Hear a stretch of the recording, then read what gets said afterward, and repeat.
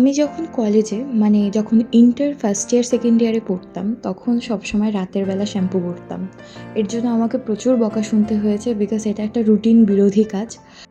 তবে রাতের বেলা শাওয়ার নিলে কিন্তু ঘুমটা অনেক ভালো হয়।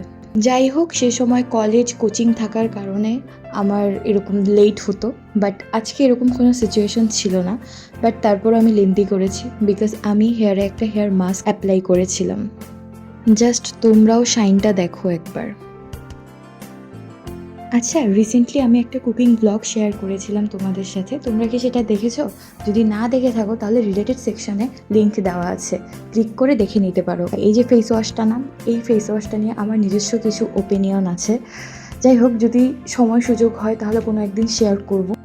হ্যাঁ, আমি গামছা ইউজ করি বিকজ আমার মনে হয় গামছা হচ্ছে একেবারে পিওর কটন, যেটা আমার স্কিনে ভালো স্যুট করবে। এছাড়া টিস্যু ইউজ করা যায়, বাট টিস্যু তো রিইউজেবল না, তো এর জন্য আমি গামছাটাই অলওয়েজ প্রেফার করি। এই যে ক্রিমটা না, এই ক্রিমটা হচ্ছে জাস্ট মাই প্রাণ আমার। কারণ এই ক্রিমটা আমি কোনো দিন এক্সচেঞ্জ করবো না। আমার ফুল রুটিন এক্সচেঞ্জ হয়ে যাক, বাট এই ক্রিম আমি কোনো দিন এক্সচেঞ্জ করবো না। ফার্স্টলি আমার মৃতপ্রায় লিপ বামটা একটু লাগিয়ে নিলাম। আর দিস ইজ দ্য লুক। জানি অ্যাকনে স্কার দেখা যাচ্ছে, মোটামুটি এখন আমার অ্যাকনে নেই, বাট অ্যাকনে স্কার রয়েছে, সেগুলো রিমুভ করতে হবে। Please subscribe to my channel. By.